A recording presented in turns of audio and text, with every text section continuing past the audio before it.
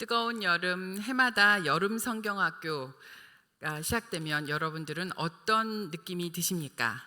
아마 여러 선생님들이 계실 겁니다. 먼저 여름 행사가 기다려지는 선생님입니다. 전혀 공감이 안 되는 얼굴이신데, 애들이 진짜 이번에 신나면 좋겠다. 뭔가 새롭고 활기가 넘치는 성경학교면 정말 좋겠어. 이렇게 기다리지긴 않아도 약간의 설레임을 가지고 계신 선생님들이 계실 겁니다. 또 다른 선생님들은 마치 이 여름 행사가 반드시 해치워야 할 김장처럼 그렇게 느껴지는 선생님입니다. 그래, 드디어 또 왔어. 여름 강습회부터 요이땅 시작해서 달려보는 거야. 아이고, 이번에는 선생님들이 맡은 일들을 좀 잘해주셨으면 좋겠는데, 빨리 휴가 일정도 좀 조정하고 며칠 일할 수 있는지 봉사할 수 있는지 체크해야겠다. 아마 대부분 이런 분들 아니실까 싶습니다. 그런데 또 한쪽으로는 또 이런 마음도 듭니다. 아이고, 내가 이 무거운 여름 성경학교 때문에 교사 안 하려고 그렇게 버텼는데 올해도 또 하게 생겼네. 어떻게 휴가를 어떻게 옮기지? 아이고, 며칠 어떻게 좀 도와주고, 어떻게 좀 이렇게 그냥 넘길 수 있는 방법 없을까? 이렇게 고민하시는 분도 있으실까 싶습니다. 여러분은 어떤 마음으로 성경학교를 맞이하십니까? 이 질문을 조금 더 확장하여 이렇게 물을 수 있습니다. 여러분은 어떤 마음으로 교사로 섬기시며 어떤 마음으로 교회의 직분을 섬기고 계십니까? 오늘 우리가 읽은 본문은 우리의 섬김의 출발점이 어디 있는지, 그리고 우리의 어린이들을 어떻게 바라보아야 하는지 분명히 알려주고 있습니다. 오늘 우리가 읽은 본문은 여러분들이 이미 너무나도 잘 알고 계시는 본문입니다. 이 세상을 환하게 하라는 말씀이구나. 어둠의 세상에 빛을 비치게 함으로 착한 행실로 이 세상을 올바르게 환하게, 그래서 하나님 기쁘시게 살라는 말씀이구나. 틀리지 않습니다. 맞습니다. 그런데 저는 여기서 질문 하나를 드릴까 합니다. 그러면 우리는 언제부터 세상에 빛입니까? 세상의 빛은 우리가 되어야지 하면 되는 걸까요? 혹시 여러분은 이 성경 말씀을 읽으면서 그래, 세상의 빛이 되어야지 이렇게 생각하지는 않으시는지요? 우리는 글을 읽을 때, 특히 성경 말씀을 읽을 때 주로 명사만 먼저 보는 경향이 있습니다. 동사, 조사, 접속사보다는 명사를 먼저 보고 그 명사를 보고서 모든 문장을 다 그냥 내 방식대로 판단할 때가 많습니다. 우리가 본문을 읽을 때 흔히 저지르는 실수 중에 하나입니다. 여기 오늘 읽은 본문 중에 중요한 동사가 있습니다. 그것은 바로 이다입니다. 예수님은 우리에게 너희는 세상의 빛이다 라고 말씀하십니다. 빛이 되어라 라고 말씀하지 않으셨습니다. 즉 예수님은 우리가 세상에 비친 것을 선포하셨습니다. 그러므로 빛이 되어라는 틀린 표현입니다. 빛이다와 빛이 되어라는 어떤 차이가 있을까요? 매우 놀라운 뜻이 있습니다. 특히 아이들을 가르칠 때 그게 쉽게 그 차이를 느낄 수 있습니다. 공부도 잘 못하고 뭐 잘하는 것도 없는 것 같고 그래서 자신감이 없는 아이가 터덜터덜 교회에 들어옵니다. 그런데 선생님이 그 아이에게 말합니다. 너는 세상의 빛이란다. 예수님이 너를 세상의 빛이라고 말씀하셨어. 제가요? 저 뭐 잘하는 것도 하나도 없는데. 선생님은 또 말씀하세요. 아니야, 너는 세상의 빛이란다. 정말 이 세상에 너무나 중요한 소중한 존재란다. 이 이야기를 들은 아이는 어깨가 으쓱으쓱해집니다. 세상의 빛이 뭔지는 모르겠지만 환하고 따스하고 뭔가 굉장히 좋은 것 같습니다. 마치 내가 굉장히 소중한 존재가 된 것 같아서 막 기쁩니다. 교회에 또 오고 싶습니다. 이유는 잘 모르겠지만 막 나 소중하다고 하고 막 나 사랑해 주신다고 하니까 막 기분이 좋고 그래서 교회에 또 오고 싶습니다. 반면 어떤 아이가 들어옵니다. 선생님이 이번에는 이렇게 가르쳐야 합니다. 너는 세상의 빛이 되어야 해. 신앙생활도 열심히 하고 착한 일도 많이 하고 그래서 너는 세상의 빛이 되어야 해. 알았어? 너 그렇게 예배드리면 세상의 빛이 될 수 없어. 이렇게 배운 아이는 어떨까요? 항상 무거운 목표가 있습니다. 세상의 빛이 되기 위해서 착하게 살아야지, 신앙생활도 잘해야지 이렇게 생각하면서 저 앞에 목표를 두고 열심히 힘겹게 달려갑니다. 이 아이는 지금 어떤 상황입니까? 세상의 빛이 아닙니다. 마치 세상의 빛이라는 목표를 저 앞에 두고 평생 다름질하면서 힘겹게 달려가는 모습입니다. 이 아이는 행복할까요? 기쁠까요? 하지만 예수님은 우리에게 세상의 빛이다라고 선포하셨습니다. 세상에 비친 아이에게 세상의 빛이 되어라라고 가르치는 것은 이미 구원받아서 복음의 빛 가운데 있는 아이에게 너는 그렇게 해야지 구원받을 수 있어 라고 가르치는 걸 수도 있습니다. 우리는 세상의 빛입니다. 세상의 빛이 되어야 한다라는 그런 목표는 필요가 없습니다. 우리는 이미 세상의 빛이기 때문입니다. 이것을 아는 우리는 너무 기쁩니다. 그때 우리는 질문을 하나 더 할 수 있습니다. 그럼 세상에 비친 우리는 어떻게 살아가야 하지? 우리의 섬김과 사랑의 실천이 바로 여기에서 시작되어야 합니다. 너희는 세상의 빛이다 라고 선포받은 그 자체가 복음입니다. 죄 가운데 살 수밖에 없는 우리를 구원하시고 세상의 빛으로 삼아주신 그 사건 자체가 복음입니다. 즉 우리가 무언가 열심히 해서 구원받은 것 아닙니다. 우리의 착한 행실로 구원받은 것은 더더구나 아닙니다. 우리가 받은 구원은 하나님의 전적인 은총이며 은혜인 것입니다. 그 사실에 기뻐하는 것, 우리가 세상에 비친 것에 기뻐하는 것, 여기서부터 우리의 신앙생활이, 우리의 섬김이, 우리의 헌신이 시작되어야 합니다. 여기서 중요한 거 있습니다. 누구나 다 세상의 빛으로 부름받은 것은 아닙니다. 예수님 안에 있어야 세상의 빛입니다. 빛이라도 다 좋은 것 아니죠. 잘못 사용하면 불이 날 수도 있고 눈이 상하거나 상처를 낼 수도 있습니다. 예수님 안에 있어야만 세상의 빛으로서의 역할을 감당할 수 있습니다. 예수님을 만나기 전 삭개오는 결코 평안하지 않았습니다. 삭개오는 주위로부터 지탄을 받았고 심지어 아무도 친구해주지 않았습니다. 하지만 예수님을 만난 삭개오는 완전히 그의 인생이 바뀌게 됩니다. 이 세상에 필요 없었던 존재로 심지어 없어졌으면 그렇게 역임을 받았던 존재가 세상에 사랑을 나누는 존재로 바뀌었습니다. 세상의 잣대에 급급하면서 살았던 삭개오가 이제는 예수님 안에서 평안해졌습니다. 심지어 반짝거리기까지 합니다. 예수님 안에 있어야 세상의 빛입니다. 세상에 비친 삭개오는 너무나 기뻤습니다. 자신이 인정받았습니다. 예수님께 인정받았습니다. 그래서 이제는 세상적인 기준은 하나도 중요하지 않습니다. 예수님이 나에게 오신 것, 그것만이 가장 큰 기쁨입니다. 여러분이 세상에 비친 것이 기쁘십니까? 혹시 무겁지는 않으십니까? 나쁜 일을 하면 안 될 것 같고 착한 일만 해야 될 것 같고. 저는 예전에 이 본문을 읽을 때 굉장히 이렇게 어깨에 짐이 이렇게 몇 개 더 이렇게 올려지는 것 같은 느낌이었습니다. 혹시 그러셨다면 잘못 배웠거나 아니면 성경 말씀을 잘못 읽어서 우리도 모르게 그래 세상의 빛이 되어야지 이렇게 인식했기 때문입니다. 바꾸십시오.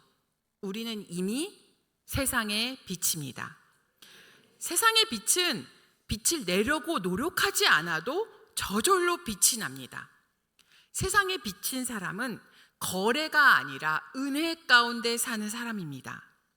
내가 직분을 맡은 것도 하나님의 은혜입니다. 내가 뭘 잘해서 장점이 있어서 나의 수고나 노력이 된 것이 아니라 하나님께서 나를 세우셨고 나를 훈련시키시고 또 하나님께서 주신 직분으로 교회를 섬기게 하셨으니 이 모든 것이 하나님의 은혜입니다. 매주일 나의 발걸음을 움직이셔서 교회에 오게 하시고 또 이 자리에 이렇게 함께 모여 예배드리게 하신 것 모두 하나님의 은혜입니다.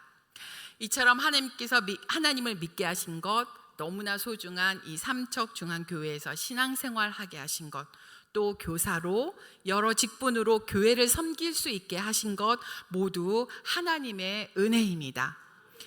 은혜가 가득한 분들은 다른 분들과 비교하지 않습니다.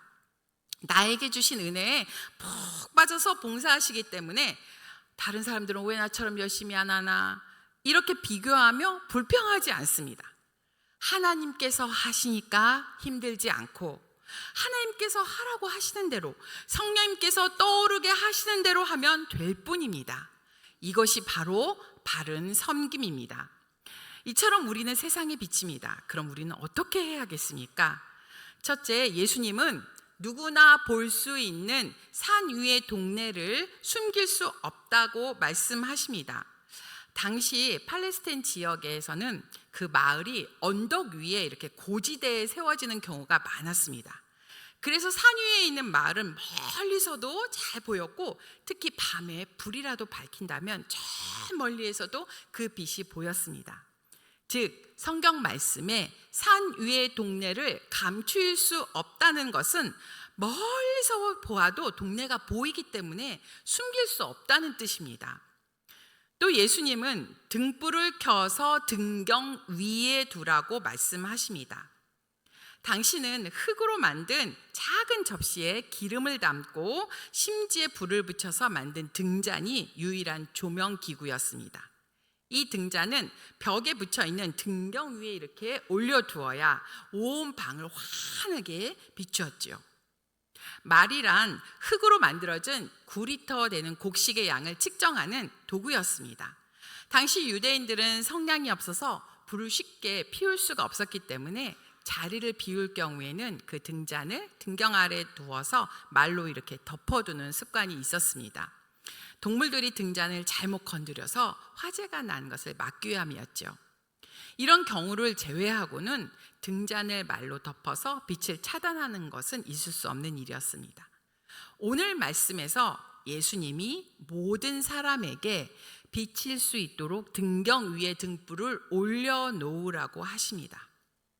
예수님은 이제 여러분이 모두 예수님 안에서 세상에 비치니 움츠리지 말고 세상을 향해 나아가 그 빛을 비치게 하라고 말씀하십니다. 아동부 교재에서 사용했던 예화를 소개할까 합니다. 미국의 어느 유명한 정치가는 자기 동네 사람들에게 도움이 되고자 밝은 등불 하나를 자기 집 선반에 올려놓았습니다. 집 밖의 선반이죠. 하지만 동네 사람들은 이것을 보면서 다 이상하다고 생각했습니다. 왜냐하면 등불은 집 안에 두어야 하는데 초하고 기름을 낭비해가면서 뭐하러 저렇게 집 밖에 내놓는지 참 쓸데없다고 생각했습니다. 하지만 며칠 뒤에 사람들은 무언가 깨닫기 시작했죠.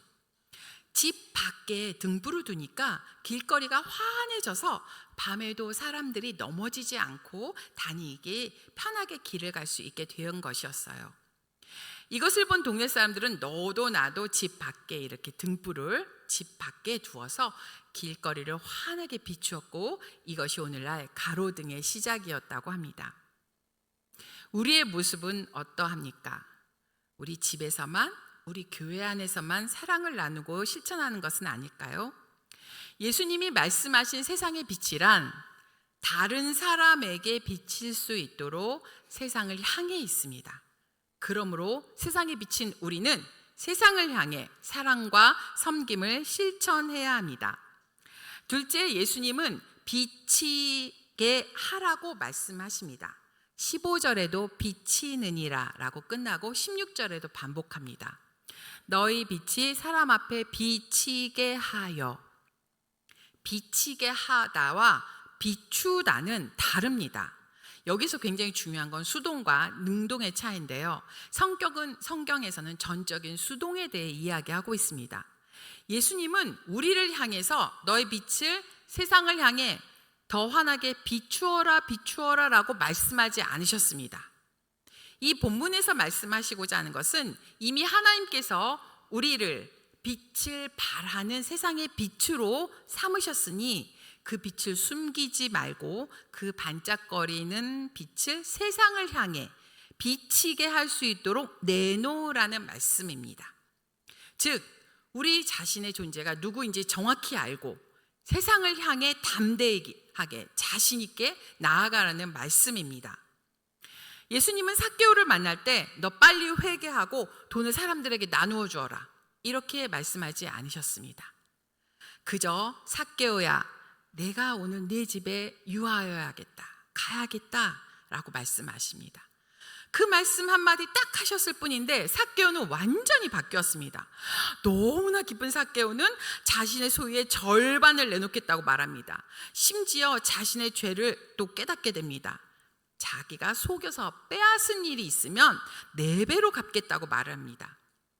이처럼 예수님 안에서 세상에 비친 삭개오는 세상을 향해 빛을 비치게 합니다.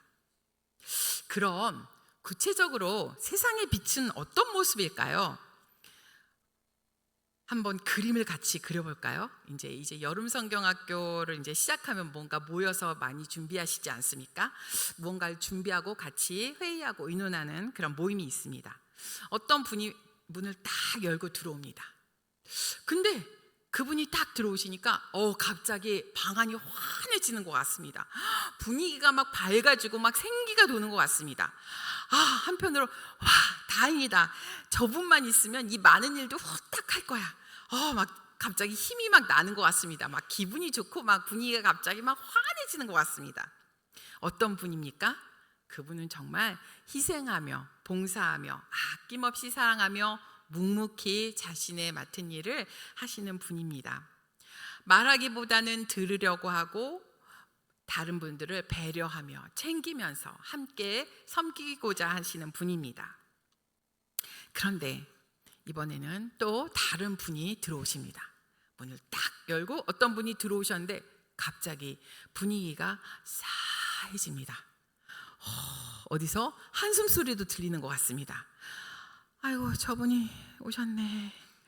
아이고 별로 일은 안 하시면서 맨날 힘들다고 불평하시고 뭔가 계속 불평을 하셔서 저분이 있으면 너무 힘이 빠지고 아이고 이렇게 갑자기 먹구름이 막 끼는 것 같습니다. 아이고 안 오셔도 될 텐데 오셔가지고 어떤 분이십니까? 어떤 상황에서도 손보다는 이 말씀이 먼저 막 나가시는 분입니다. 이게 긍정적이고 서로에게 힘을 주는 말이면 좋을 텐데 이건 이게 문제고 저건 저거가 문제고 저게 문제야 이렇게 막 불평을 더 많이 하시는 분입니다. 게다가 다른 분 헌당까지 하셔서 막 편을 갈라놓기도 하시는 분이기도 하지요. 여러분은 어떠십니까? 다음 주에 이제 문을 열고 이렇게 딱 들어가실 때 내가 들어갔을 때 이 분위기가 뭔가 한번 살펴봐 보시기 바랍니다. 하나님께서 주신 은혜라는 출발점에서 시작하면 기쁨과 감사가 가득합니다. 두려움과 걱정이 없습니다. 왜냐하면 하나님께서 다 해주실 거라는 믿음이 있기 때문입니다. 그렇기 때문에 여유가 있습니다. 하나님께서 주신 은혜에서 출발하기에 기쁨과 감사함으로 희생하며 헌신할 수 있습니다. 하지만 하나님의 은혜에서 출발하지 않는다면 하나님의 사랑을 경험할 수 없습니다. 내가 이렇게 많이 수고하고 이렇게 많이 애썼는데 왜 사람들이 날 알아주지 않지? 왜 나 칭찬해 주지 않지? 나한테 애썼다고 얘기해 줘야 되는 거 아니야? 심지어 하나님과도 거래를 합니다. 하나님, 제가 이렇게 신앙생활을 열심히 했는데 하나님 제가 이렇게 기도 열심히 하는데 이 기도는 적어도 들어주셔야 되는 거 아니에요? 라고 하나님께 불평하게 됩니다. 즉 하나님의 은혜에서 출발했는지 아니면 거래의 관점에서 출발했는지는 그 섬김과 헌신의 그 기쁨과 감사함이 가득한지 아닌지가 판가름 나는 것입니다. 우리의 섬김과 헌신의 출발은 우리를 죄 없이 구원해 주신 하나님의 은혜, 값없이 그저 주신 하나님의 은혜에서 감사하며 시작해야 합니다. 그렇다면 우리는 왜 세상의 빛으로 살아야 할까요? 마태복음 5장 16절에 다시 읽어보겠습니다. 이같이 너의 빛이 사람 앞에 비치게 하여 그들로 너의 착한 행실을 보고 하늘에 계신 너의 아버지께 영광을 돌리게 하라. 우리가 착한 행동으로 그러한 모습으로 살아가는 이유는 다른 사람들이 그것을 보고 하나님께 영광을 돌리게 하기 위함입니다. 세상에 비친 사람들이 세상에 비친 우리 성도님들을 보고 이렇게 이야기합니다. 아이고 할머니, 제가 할머니를 보면 그렇게 막 어려운 일도 많고 힘든 일도 많고 복잡스러운데 아니 왜 이렇게 얼굴에 항상 밝아요? 뭐 이렇게 기쁜 일이 그렇게 많아서 이렇게 웃고 다니세요? 하나님을 믿으면 그렇게 기쁜가요? 아니 그 삼척중앙교회 다니면 그렇게 신이 나세요? 여기에 우리의 존재 이유가 있습니다. 다른 사람들이 우리의 모습을 보고 하나님을 믿어서 그렇게 기쁜가 봐요 라고 하나님께 영광을 돌리게 하기 위함입니다. 오늘은 교사 헌신 예배로 모였습니다. 교사로 헌신하며 섬기시는 선생님들 모두에게 하나님의 특별한 은혜가 가득하시길 빕니다. 더불어 우리 교회 어린이들에게도 하나님의 특별한 은혜가 더해져서 이런 모습이면 좋겠습니다. 내가 세상의 빛이라고 너무나 기뻐하는 아이입니다. 이 세상에 빛을 주신 하나님, 그 빛으로 식물이 자라고 따스하고 빛으로 아름다운 세상을 볼 수 있는 거죠. 근데 그렇게 좋은 빛이 저라고요? 반짝반짝 빛나는 빛이 저라고요? 신난다. 하나님 감사합니다. 이렇게 기뻐하는 아이였으면 좋겠습니다. 이 아이는 복음 안에서 기뻐하는 아이입니다. 예수님 품 안에서 마음껏 기뻐하는 아이입니다. 교회에 오면 내가 정말 소중한 존재인 것 같고 나를 사랑하고 응원해주는 선생님이 계셔서 너무 좋습니다. 예수님과 하나님에 대해서는 잘 모르지만 일단 교회 가면 너무 좋습니다. 뭔지 몰라도 막 사랑을 막 받고 오는 것 같습니다. 사랑을 많이 받은 아이들은 사랑을 나누어 줄 수 있습니다. 그리고 자신이 누구인지 정확히 아는 아이들, 내가 세상의 빛으로 정말 소중한 존재이다라는 것을 정확히 아는 아이들은 그 다음에 물어볼 수 있습니다. 세상의 빛은 어떻게 살아가는 거지? 빛나는 거지? 그럼 세상에서 이렇게 살아야 되는 건가? 아이들은 그때 세상에서 선하고 바르게 살 수 있는 힘을 얻게 됩니다. 그렇다면 우리 선생님들은 어떤 선생님들이 되셔야겠습니까? 첫째, 아이만큼이나 내가 예수님 만난 것이 너무나 기쁜 선생님, 예수님과 함께 동행하며 사는 것이 너무나 기쁜 선생님, 세상에 비친 것이 너무나 기쁜 선생님 되시길 바랍니다. 여러분은 정말 기쁘십니까?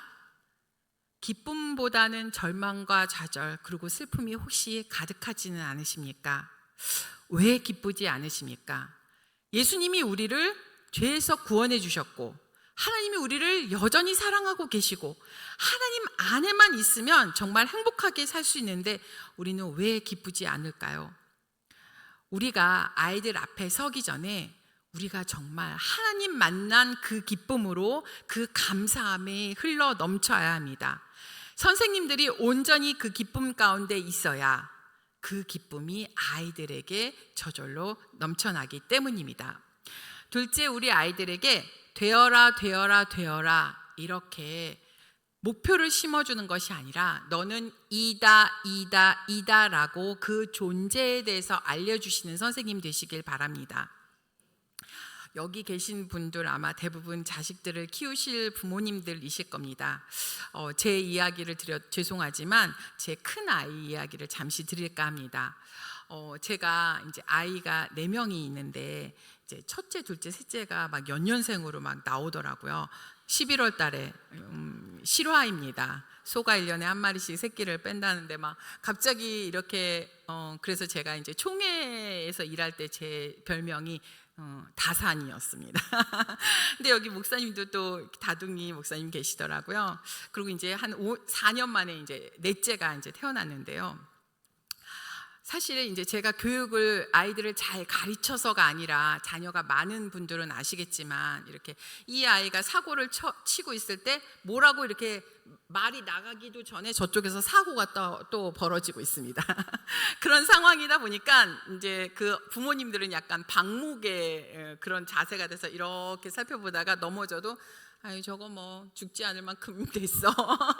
그래서 이렇게 약간 방목의 상황이 됩니다. 근데 이제 아이들 갈등이 정말 큰데 이제 제가 정말 하나님께 이제 지혜를 달라고 정말 이제 기도를 막 많이 했습니다.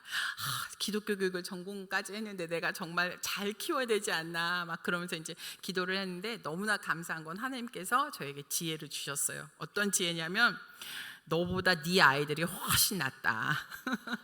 훨씬 착하고 훨씬 믿음도 좋고 아이들이 훨씬 선하다. 이제 그걸 먼저 알려주셨고, 그 다음에 이제 저희 아이들에게 엄마는 너를 항상 믿어.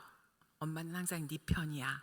그걸 알려주셨던 것 같아요. 그래서 이제 보통 아이들이 잘못을 하면 큰아이가 항상 억울한 일이 참 많습니다. 그렇죠? 그러면 큰아이에게 말합니다. 그래 엄마, 그래 네가 맞아, 네가 오라. 그래 동생이 또 그랬지, 네가 맞아, 네가 오라. 그 이야기를 항상 해주었던 것 같습니다. 그래서 아이가 사춘기 때를 지나오면서도 막 감정이 막 풍부해서 막 폭발해서 이야기할 때도 그래 네 말이 다 오라. 그런데 조금 천천히 생각하면서 얘기해 보면 어떨까라고 이제 얘기를 해준 적이 있습니다. 감사하게도 자기를 엄마가 자기를 아직도 이제 믿어준다고 그렇게 생각하고 있습니다. 중요한 건 행위가 아니라 존재입니다. 네가 예수님에게 얼마나 소중한 존재인지, 그리고 엄마가, 선생님이 너를 얼마나 사랑하는지를, 얼마나 믿고 있는지를 알려주십시오. 교육의 출발은 여기서부터 시작되어야 합니다. 네가 어떤 존재인지 정확히 알려주고 정말 하나님께 어마어마한 사랑을 받고 있다는 것을 알려주고 함께 기뻐하고 감사해야 합니다. 하지만 우리 아이가 어떤 존재인지 알려주기보다는 이렇게 홧김에 내뱉은 말로 정말 가르쳐야 할 중요하고 본질적인 것은 다 잊어버리고 상처를 주는 경우가 정말 많습니다. 우리가 교회에서 정말 가르쳐 주어야 할 것이 무엇인지 끊임없이 생각해 보십시오. 오늘 우리 교회 아이들이 우리 교회에서 느껴야 하는 것은 내가 하나님께 사랑받는 존재라는, 소중한 존재라는 사실입니다. 여기까지가 신앙교육의 출발이며 기본이 되는 개념입니다. 그럼 한 단계 더 나아갈까 합니다. 선생님들께 오늘 질문합니다. 선생님들은 오늘 아이들을 가르칠 때 어떤 말을 제일 많이 사용하셨습니까? 우리가 아이들을 가르칠 때 아유 사랑해, 아유 잘했어, 이런 말을 하면 얼마나 좋을까요? 근데 대부분 여기 봐, 집중해, 오늘 왜 이렇게 시끄럽니? 왜 이렇게 산만하지 오늘? 얘네들 오늘 다 뭘 먹고 왔나? 왜 이렇게 다 얘들아 여기 집중해. 선생님들이 아마 돌이키시면 제일 많이 사용했던 단어가 집중해일 겁니다. 그러면 도대체 우리는 왜 집중해라는 말을 많이 쓸까요? 고민하셔야 됩니다. 집중이라는 건 내가 무언가 잘 정리된 지식을 아이들에게 잘 전달하고 아이들은 이해하고 습득해서 대답까지 나오기까지, 결과까지 나오기까지 이 과정을 중요시 여기기 때문에 우리는 집중이라는 말을 씁니다. 자, 선생님이 이제부터 가르쳐 줄 테니까 넌 집중해서 잘 들어야 돼. 이런 구조 속에서 우리는 아이들을 만납니다. 즉 우리는 지금까지 아이들의 머리, 사고, 이성, 여기에만 강조해서 이 성경 지식을 어떻게 전달해 주는 데지에 관심이 있었습니다. 하지만 이제는 바꾸십시오. 우리는 머리가 아니라 아이의 마음에 관심을 두셔야 합니다. 마음이요? 마음에 관심을, 마음 보이지도 않는데 어떻게 관심을 둘까요? 마음에 일단 관심을 두시면 이렇게 보입니다. 저 아이 마음이 오늘 어떻길래 저렇게 인상을 빡 쓰고 교회에 들어올까? 제 마음이 어디서 많이 상처를 받아서 제가 지금 저럴까?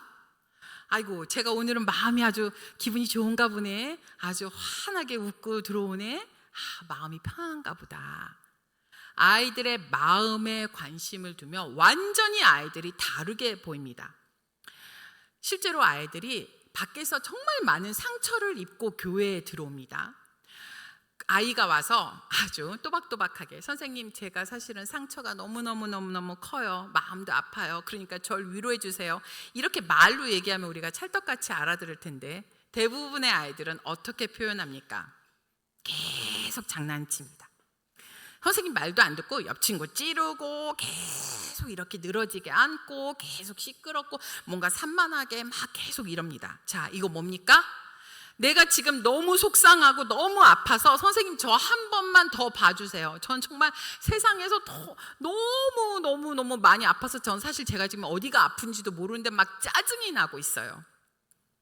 마음을 보는 선생님은 그런 아이들을 보면 화가 나지 않습니다. 마음이 아픕니다. 아휴, 제가 또 어디서 또 엄청 얻어맞고 여기 와서 징징거리는구나. 그래 내가 안아줘야지. 그 아이를 한 번 더 안아주고 한 번 더 위로하게 됩니다.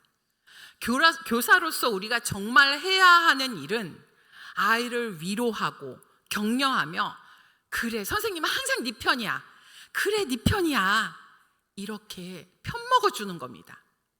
단 한 명, 이 세상에 단 한 명 내 편이 있다면 우리 아이들은 다시 살아갈 수 있는 힘을 얻게 되고 우리의 발걸음을 교회로 옮기게 되는 겁니다.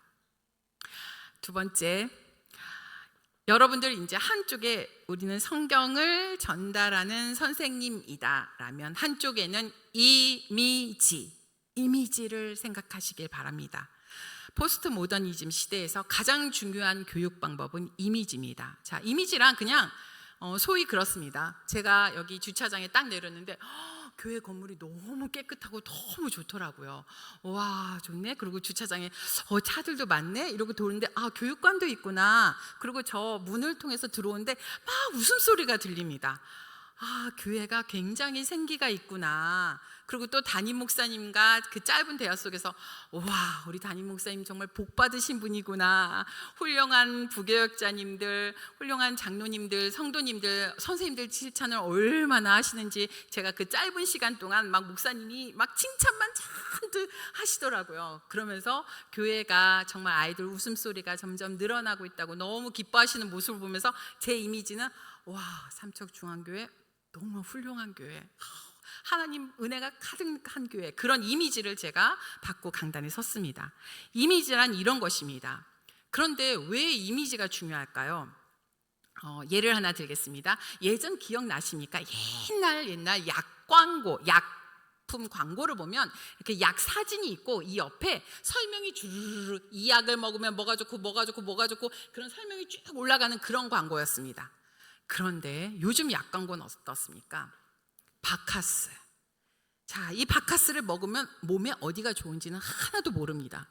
하지만 누가 애쓰고 계신 분들 보면 바카스를 사다가 이거 하나 빨리 갖다 줘야 될 것 같은 막 그런 감동이 진한 광고 아닙니까?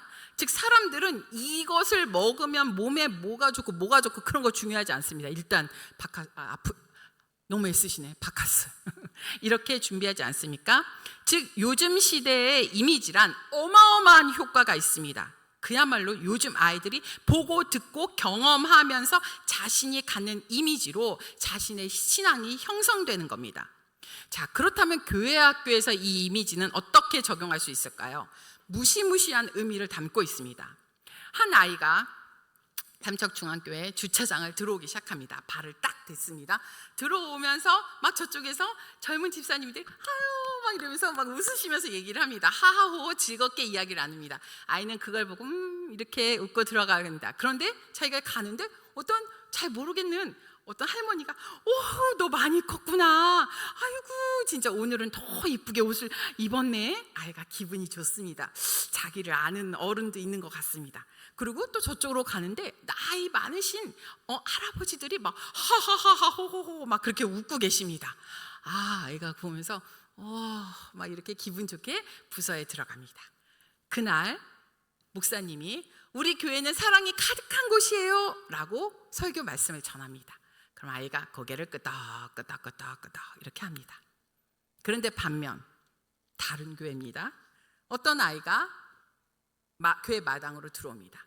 그런데 이쪽에서 젊은 이제 집사님들이 어떻게 큰일 났어 막 그러니까 그러면 안 되는데 어떻게 막 이러면서 뭔가 막 심각하게 의논을 하고 있습니다. 아이는 뭐지 이렇게 들어옵니다. 근데 이번에는 저쪽에서 나이 많으신 분들 그러면 어떻게 막 이런 소리가 들립니다. 그러면 아이가 어떤 생각이 들까요? 이거 뭐지? 라고 해서 부서 안을 열고 딱 들어갑니다.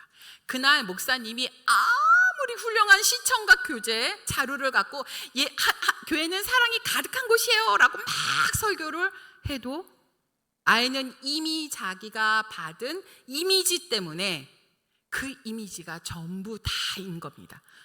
즉 중요한 것은 우리가 말을 통해서 전달한다고 우린 착각하지만 요즘 아이들은 보고 느끼고 자기가 경험한 그 모든 것이 자기 안에 차곡차곡 교육적인 그런 신앙의 요소로 자리를 잡게 되는 것입니다. 즉 교육은 예배 시간에만 공과 시간에만 이루어지는 것이 아닙니다. 우리 아이가 교회 마당에 발을 딛는 순간부터 부서실에 오는 순간까지 아이들이 보고 느끼고 경험하는 그 모든 것 쭉 빨아들이는 그 모든 것이 자신의 신앙 형성에 영향을 미칩니다. 그러므로 고민하셔야 됩니다. 우리 아이들이 여기 발을 디딜 때 뭘 느끼게 될까? 뭘 보게 될까? 무슨 소리를 듣게 될까? 어른들의 표정을 통해서 무엇을 배우게 될까? 고민하셔야 됩니다. 자, 부서 공과 시간입니다. 아이들은 무엇을 느낄까요? 선생님들은 막 아이들이 산만하고 소란스러워지면 막 불안합니다. 목소리도 좀 날카로워지고 좀 빨라집니다. 얘들아 좀 조용해봐. 예수님이 너희를 위해 십자가에 달려 돌아가시기까지 얘들아 조용해봐. 여기 집중해. 예수님이 널 사랑하셔. 알았지? 오늘의 중요한 건 예수님이 널 십자가에 여기 좀 봐봐. 조용해봐. 여기 예수님이 널 사랑하셔. 알았지? 자, 선생님은 막 목이 터져라 열심히 가르치셨는데 아이들은 돌아가면서 뭘 느낄까요? 예수님이 날 사랑한다는 걸 느낄까요? 아니죠. 공과 시간에는 조용해야 돼. 떠들지 말아야 돼. 무서워. 그런 걸 느끼게 되죠. 그걸 배우게 되는 겁니다. 그러므로 성경 공부 시간에 아이들이 배워야 할 건 그 이미지는 하나님을 날 사랑하셔. 예수님도 날 사랑하고 나도 예수님을 사랑해. 그래서 성경 공부는 너무 재밌어. 저희가 이제 GPL 하나님 나라 세상의 빛 그 공과를 할 때 유치부 교재를 전부 다 만들기로 바꿔버렸잖아요. 선생님들은 막 난리가 나셨어요. 애들이 조용히 앉아서 성경 이야기를 들려야 되는데 그걸 다 만들기를 하니까 너무 시끄러워서 막 적응을 못 하겠어요. 막 첫해 그러셨어요. 그랬는데 그 이미지는 뭐냐면 막 달려가서 선생님 오늘은 뭐 만들어요? 이 이미지를 만들기 위함이었습니다. 즉 선생님들께서 얘들아 성경 공부하자 그러면 애들이 눈이 초롱초롱하게 막 와서 선생님 오늘은 뭐 배워요? 이러고 오는지 아니면 빙글빙글 돌아서 한 놈 잡아다 놓으면 또 한 놈 도망가고 하면 여기 앉아 막 이렇게 해서 애들이 막 억지로 앉아가지고 이러고 앉아 있는지. 자, 애들이 어떤 표정을 짓는지는 다 누구 책임? 선생님 책임이겠죠. 자, 그럼 우리는 무엇부터 바꿔야 됩니까? 교사인 우리 자신부터 돌아봐야 합니다. 지금은 내 중심에서 내 관점에서 우리 아이들을 바라보았습니다. 얘는 예배 시간에 똑바로 예쁘게 앉아있는 애, 집중하는 애, 내 눈 쳐다보는 애, 일찍 예배 시간에 오는 애, 늦는 애, 지각하는 애, 산만한 애, 이렇게 우리 입장에서 아이들을 판단하고 아이들을 이제 보았습니다. 반면 이제는 반대로 이 아이들은 나를 어떻게 볼까? 나를 어떤 선생님으로 기억하게 할까? 고민하셔야 합니다. 1월 초가 딱 되면 이제 부모님들이 아이들에게 묻습니다. 선생님 어때? 그럼 애들 대부분 뭐라고 그러죠? 몰라요라고 하죠. 몰라요? 라고 해요. 그런데 이 몰라요도 급이 있어요. 몰라요? 이러면 괜찮은데 몰라요. 몰라! 이러면 큰일 나는 거죠. 아이들에게 선생님은 어떤 분이십니까? 아이들은 선생님에 대해서 어떻게 느낄까요? 좋은 선생님, 항상 웃는 선생님, 무서운 선생님, 선생님도 이미지를 잡으셔야 합니다. TV 예능 프로그램에 보면 예능인들도 자기 컨셉을 잡지 않습니까? 뭐 국민 MC, 허당, 뭐 리액션 머신, 뭐 하여튼 요즘에 굉장히 다양한 컨셉이 있는데 그런 이미지를 잡는 예능인들이 오래 살아남지 않습니까? 선생님들도 이미지를 만드십시오. 나는 올해 칭찬하는 선생님, 무조건 칭찬, 못해도 칭찬, 떠들어도 칭찬. 들어와서 휴대폰만 보고 있어도 그래, 휴대폰 봐도 되니까 교회 와서 봐. 고개 쳐박고 있어도 되니까 교회 와서 그러고 있어. 일단 교회는 와. 잘했어. 일단 교회 온 게 어디야. 훌륭해. 무조건 칭찬하는 선생님, 아니면 무조건 기도하는 선생님. 그래, 선생님이 너 때문에 좀 화가 나지만 무조건 기도해. 선생님은 1년 동안 무조건 널 위해서 기도하기로 했어. 기도하는 선생님. 그 다음에 또 감사하는 선생님. 그래, 네가 와서 너무나 감사해. 선생님 이름은 이제부터 서감사야. 알았지 얘들아? 그러면서 감사하는 선생님. 뭐든지 이미지를 만들어 가시는 건 아이들에게 굉장한 교육적인 효과가 있습니다. 유치부 아이들이 부서 문을 열고 들어옵니다. 누구를 찾습니까? 선생님을 찾습니다. 이렇게 보다가 선생님이 어서 와 그러면 와 달려가서 안아줍니다. 그때 선생님이 이렇게 안아주면 애들이 평안합니다. 드디어 이제 이제 좀 기분이 좋습니다. 막 핑크빛 풍선이 떠다니는 것 같습니다. 그런데 문을 열고 우리 선생님을 찾는데 선생님이 없다. 미아입니다. 길을 잃어버린 미아입니다. 아무리 맛있는 간식이 나오고 옆반으로 합반을 해도 얘는 오로지 빨리 갔으면 하는 그 생각밖에 없습니다.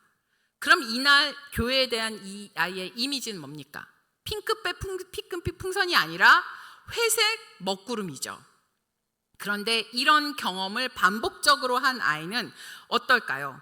아이가 이제는 부서 문고리를 잡고 떱니다. 선생님이 계실까 안 계실까 계실까 안 계실까. 그리고 딱 문을 열었을 때 역시 안 계시면 그 다음부터 이 회색빛 이미지가 반복되면 부모님에게 말합니다. 엄마 나 교회 안 가. 엄마 나 교회 안 가. 왜냐하면 거기 가면 자기가 그 미아의 경험을 계속 하는데요. 이 회색빛 이미지는 놀라운 것은 나중에 형성했을 때 자기의 어렸을 때를 생각할 때 뭔가 회색빛 먹구름으로 존재해 있습니다. 하지만 어렸을 때 선생님의 사랑을 너무나 받은 아이들은 나중에 커서 헤매더라도 십자가만 바라보면 그 옛날에 핑크빛 같은 뭔가 따스함 때문에 다시 교회에 들어가서 무릎 꿇고 기도할 수 있습니다. 이처럼 정말 어렸을 때 선생님들이 아이들에게 가르쳐 주셨던 거, 부어주셨던 사랑, 그런 이미지들은 이 아이가 평생 그리스도인으로 살아남을 수 있느냐 아니면 중간에 사라질 수 있느냐의 가장 중요한 핵심적 열쇠를 갖고 계신 겁니다. 그러므로 여러분 절대 결석하시면 안 됩니다. 결석하시는 것은 그동안 우리 아이들이 가졌던 이 핑크빛 그 이미지에 그냥 회색 물감을 들이붓는 거하고 똑같습니다. 여러분들도 아실 겁니다. 선생님이 출석률이 좋으면 아이들도 같이 출석률이 좋습니다. 선생님이 출석률이 안 좋으면 그 반 아이들도 다 안 좋아요. 왜냐하면 가봤자 우리 선생님이 안 계시니까 아이들이 있고 싶지 않은 거죠. 그러므로 선생님들 혹시 결석하시게 되면 전날에 전화하셔서 정말 미안해 선생님이 무슨 일이 있어서 내일 선생님이 못 가. 그래서 누구 선생님하고 같은 반 할 거야. 정말 미안해. 그렇게 해주셔야 되고 주일날 저녁에 오셔서 오늘 선생님 없어서 너무 슬펐지. 선생님도 못 만나서 너무너무 미안했어. 그렇게 반창고를 덕지덕지 붙여주셔야 핑크빛으로 될까 말까 합니다. 이 어렸을 때 교회에서 가졌던 이 경험들 여러분들도 한번 돌아보십시오. 내가 어렸을 때 내가 봤던 그 사랑 때문에 내가 이렇게 교사로 봉사할 수 있고 이렇게 여러 직분으로 봉사할 수 있는 거 아닙니까? 그 받은 사랑 때문에 우리가 다시 그 사랑을 나누어주는 그 소중한 자리에 설 수 있는 것입니다. 뿐만 아니라 우리 부서, 우리 교회에 대한 이미지도 고민하셔야 합니다. 우리 아이들이 교회 마당에 딱 들어섰을 때 이미 받는 느낌이 무엇일까? 우리 부서 문을 딱 열었을 때 받는 느낌이 무엇일까? 제가 여기 딱 들었으니까 저 앞에 현수막이 딱 달려 있더라고요. 여름 성경학교 언제 한다라는 현수막이 이제 달려 있더라고요. 그래서 그걸 보는 순간 저걸 보면서 성도님들이 오시면서 가시면서 기도도 하시겠구나라는 생각도 들었고, 그리고 주위에서는 교회에서 뭔가 또 여름에 뭐 하는구나, 우리 아이도 보내볼까, 이제 이런 생각도 이제 들었습니다. 제 욕심 같아서는 현수막을 이렇게 다시지 말고 이렇게 위에서 쫙 밑으로 크게 해서 삼척중앙교회가 뭔가 크게 열심히 잘하고 있구나, 그리고 그걸 보고 들어오는 아이들이 그리고 여기도 포스터도 이렇게 달려 있더라고요. 한 장씩 붙이시지 말고 한 3-4장을 쫙쫙 붙이시면 어떨까라는 생각도 해보았습니다. 왜냐하면 그 한 장 달랑이랑 여러 장이랑 쫙이랑은 애들이 받는 느낌이 벌써 달라지는 거죠. 사랑과 용서가 이번에 주제인데, 그 그림을 보면서 아이들이 뭔가 받는 이미지들이 벌써 60-70% 성경학교 주제에 대한 느낌들을 갖게 되는 겁니다. 그래서 교회의 환경 구성이 정말 중요합니다. 우리 아이들이 걸어 다니는 복도에 보면서 무엇을 느낄지, 부서문을 열었을 때 아이들이 시선이 어디를 갈지, 무슨 분위기를 느낄지를 늘 고민하셔야 됩니다.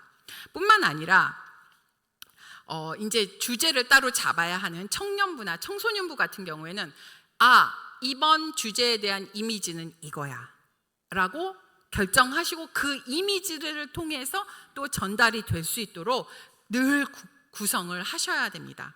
그래야 확실하게 말을 통해서 개념이 전달되기도 하지만 보고 듣고 느끼는 그 느낌을 통해서, 이미지를 통해서 신앙교육이 이루어지기 때문입니다. 자, 첫째는 마음, 둘째는 이미지, 세 번째는 감동입니다. 여러분들은 감동을 전하는 선생님 되시기 바랍니다. 우리는 지식을 전하는 학원 선생님이 아니라 하나님의 사랑을 전하는, 그 감동을 전하는 선생님입니다. 머리가 아니라 마음에 심장 하트 스티커를 하나 꼭꼭 이렇게 붙여주시기 바랍니다. 자, 그럼 감동을 전하려면 어떻게 해야 될까요? 감동을 받으셔야 합니다. 자, 이제부터 혹시 개인적으로 큐티집 하고 계시면 다 내려놓으시고, 공과 교재, 하나님께서 주신 말씀, 나에게 먼저 주신 말씀 일주일 동안 읽고 그냥 묵상하시면서 하나님, 저에게 감동 한 줄 주십시오. 혹시 감동을 못 받으셨다면 전날 저녁에 하나님, 저에게 감동 한 줄 주십시오 라고 해서 감동 한 줄을 이렇게 쓰십시오. 쓰고 하나님께서 기도하면 반드시 알려주십니다. 그리고 그 감동을 아이에게 전하십시오. 얘들아, 오늘 말씀을 선생님이 읽어보니까 하나님이 선생님을 너무 사랑하시더라고. 근데 선생님만 사랑하는 게 아니야. 너희도 사랑하신대. 좋지? 야, 선생님 진짜 너무 좋아. 선생님이 잘할 때나 잘못할 때나 상관없이 하나님이 선생님 너무 사랑하신대. 너희도 그런데. 그러니까 힘내. 이렇게 선생님이 받은 감동을 아이들에게 전할 때, 이 감동을 잘 전하시라고 그 성경 이야기가 다 있는 거거든요. 성경 이야기를 그냥 지식적으로 예수님은 이런 분이야, 우리를 사랑하셨어, 이렇게 사랑하셨어, 알았지? 기도하자, 이게 아니라 예수님이 진짜 최고야, 이런 감동을 아이에게 전할 때, 그때서 아이들 심장이 쿵쿵쿵쿵쿵쿵 뛰면서 그렇구나, 이렇게 그때서야 신앙이 성장하게 됩니다. 교사라는 직분은 하나님께서 주신 정말 놀라운 선물입니다. 우리가 하나님의 말씀을 전하면서 우리 스스로를 돌아보며 회개하게 하고, 그래, 그렇게 살아야지, 이렇게 다짐하게 됩니다. 정말 미운 사람을 마음에 품고 아이들에게 예수님이 서로 사랑하라 하면서 그렇게 전하게 될 때는 막 이렇게 떨립니다. 내가 사랑하지 못했던, 막 미워했던 사람도 떠오르게 되고, 그리고 회개도 하게 됩니다. 즉, 이처럼 매 순간 우리의 입을 통해서 성경 이야기를 전하면서 고백하게 하고 깨닫게 하십니다. 그러므로 교사의 자리는 무거운 짐이 아니라 말씀을 전하면서 항상 깨어있게 하시고 기도하게 하시고 또 우리의 믿음을 성장하게 하시는 하나님의 은혜이며 하나님의 선물인 것입니다. 이제 말씀을 마무리하려고 합니다. 세상에 비친 삼척중앙교회 성도 여러분 모두 기쁨에 푹 젖으시길 바랍니다. 예수님은 여러분을 지극히 사랑하셨으며 세상의 빛이라고 선포하십니다.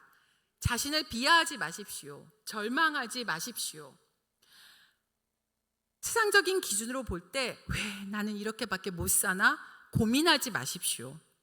여기 계신 한 분 한 분 모두 예수님께서는 너무나 사랑하셨으며 세상의 빛이라고, 이 세상에 없어서는 안 될 소중한 존재, 꼭 필요한 존재임을 선포하십니다.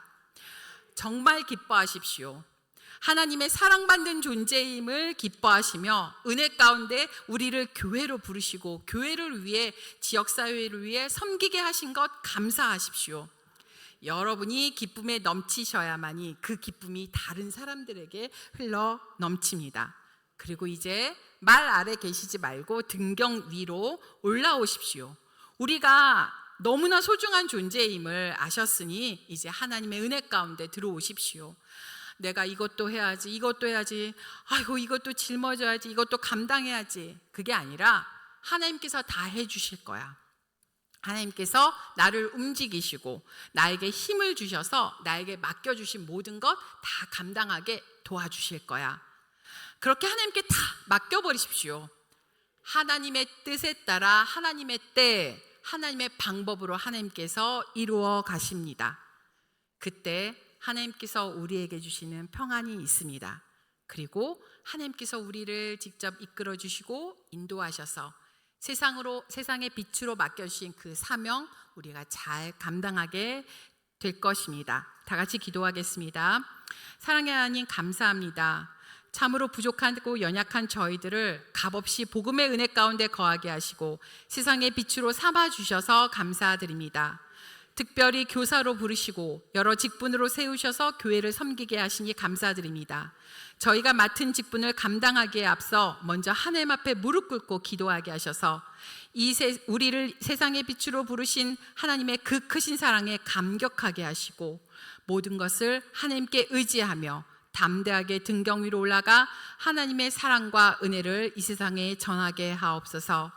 그리하여 다른 사람들이 우리를 보고 하나님께 영광 돌릴 수 있도록 인도하옵소서. 이제 하나님 말씀을 붙잡고 나아갑니다. 세상의 빛으로 나아갈 때 늘 저희와 동행해 주셔서 하나님의 뜻대로 기쁘고 감사함으로 살아갈 수 있도록 인도하옵소서. 예수 그리스도 이름으로 기도드립니다. 아멘.